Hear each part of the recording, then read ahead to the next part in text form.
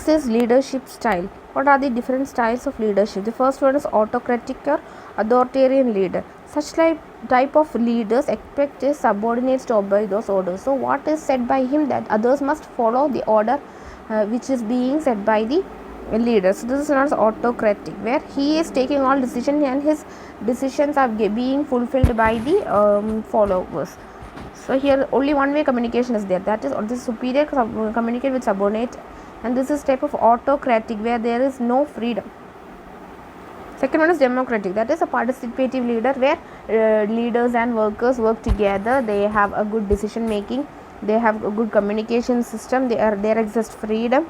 Then decisions are taken when consulting his subordinates as well. So there is respect as well as freedom in this democratic or participative leadership style. Third one is laissez-faire. This leader do not believe in the use of power unless it is absolutely essential.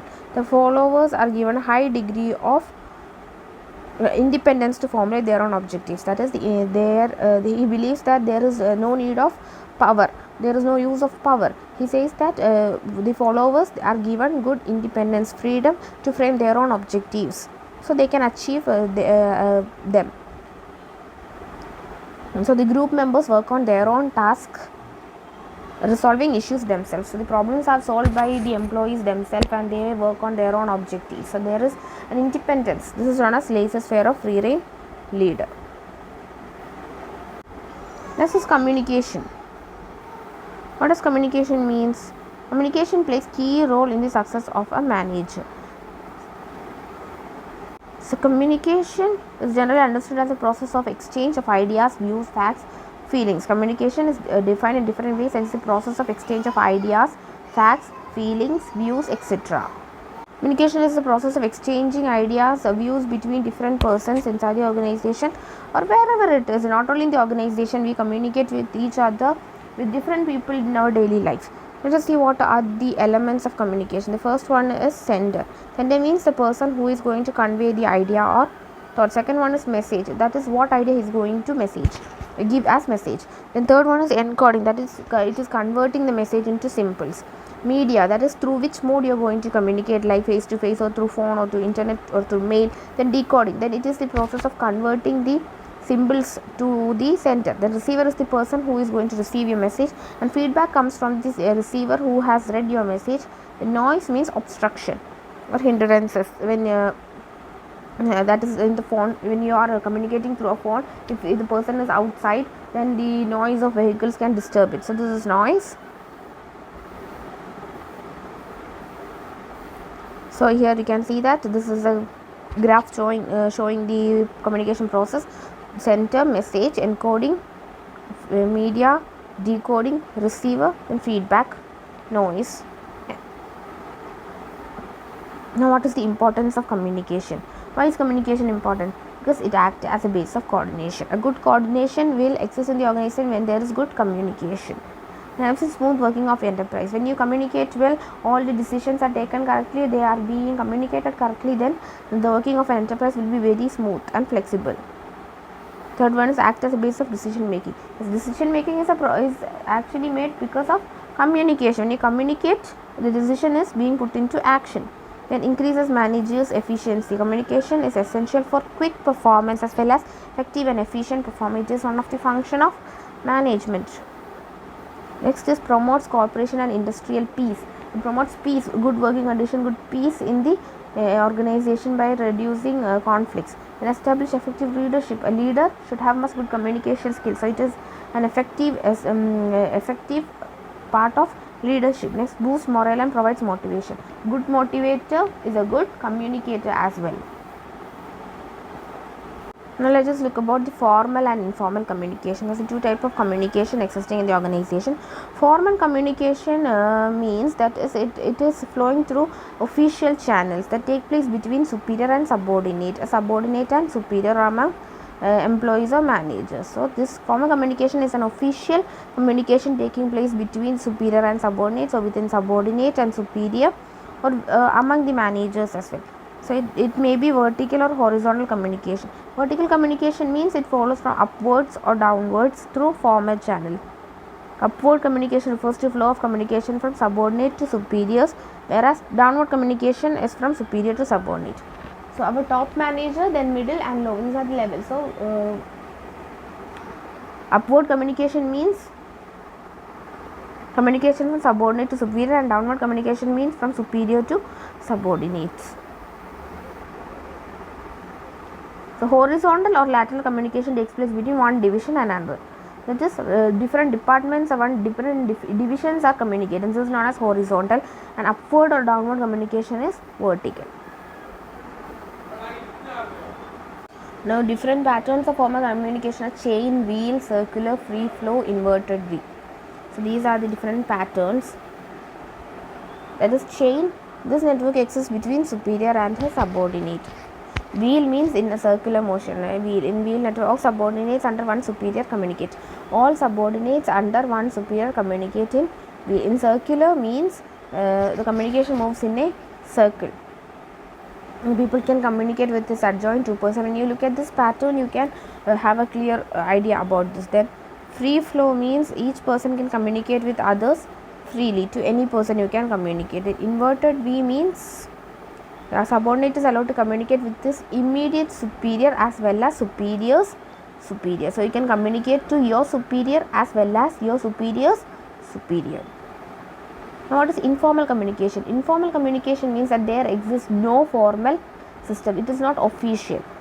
That is, it is also referred to as a grapevine system because it spreads throughout the organization with its branches going out in all directions. That is, you can communicate in whatever direction. There is no specific direction. It is not formal. It is informal. Like example is workers chatting in canteen, then discussing rumors. These are all examples of informal communication. Grapevine communication means it is the communication is being fast, and it is being passing through different branches that you cannot identify from where it has started and where it is ending. Now the last topic I think is the barriers to communication. What are barriers? Barriers means obstructions or difficulty in communicating. So how does it occur? There are different types of barriers. The first one is semantic barriers. Semantic barriers is a branch of linguistics dealing with the meaning of words and sentences. That is, this communication barrier arises when the people is not able to understand its meaning or have some problem in its pronunciation. Such barriers arises. This is known as semantic barriers. Like its examples, a badly expressed messages. When you are expressing your message not in the correct way, then symbols with different meaning. The symbol which you have provided, they take it as a different meaning. Then faulty translation. The translation is having an error. Then unclarification of assumptions. Then technical jargon.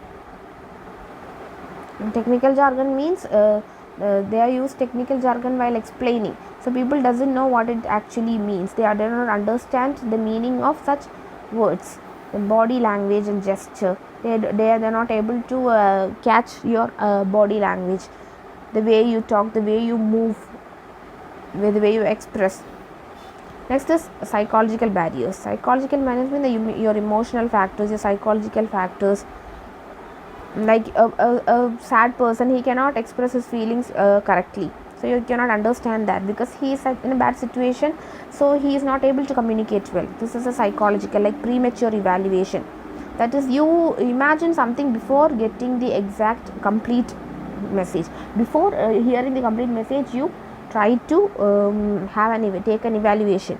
Lack of attention. You will not you will not have a proper attention, and you are not concentrating on what someone is speaking. So lack of attention is another barrier. Then loss of transmission and poor retention. Then transmission of message result in loss of transmission of inaccurate information, and incorrect information is provided. Then you take it as if you take it as the correct information, that may lead to another barrier. Then distrust. That is, distrust between communicator and communicator act as a barrier. You do not trust the communicator. This is psychological. Next is organizational. Organizational barriers include organization policy. If the policy is not correct, then if the rules and regulations are facing problem, the status of superior may create psychological distance between him and subordinate. If he keeps high status, then there is gap between him and his subordinates, and complexity and other organizational facilities affect communication. Coming to personal barrier, that is an individual person will have barriers like fear, then lack of confidence, unwillingness to communicate, the lack of proper incentives. These are personal barriers. So we have psychological barriers, personal barriers, organization barriers, semantic barriers. Now, how can you improve your communication? How your communication can be improved? The first one is clarify the ideas before communication. So before you communicate some ideas to someone, you have to clarify it. You should have a proper understanding. The communicator must have a proper understanding about the ideas, and then only you have to communicate it with others. The second one is communicate according to the needs of receiver. So communicate what the receiver needs, then only he will be able to grasp it clearly. So communicate according to what the receiver needs. And consult others before communicating. Let's consult with other managers. When you are taking a decision, before communicating it, consult other managers and have a discussion. Like if there is any change to be made or not, then after that only communicate.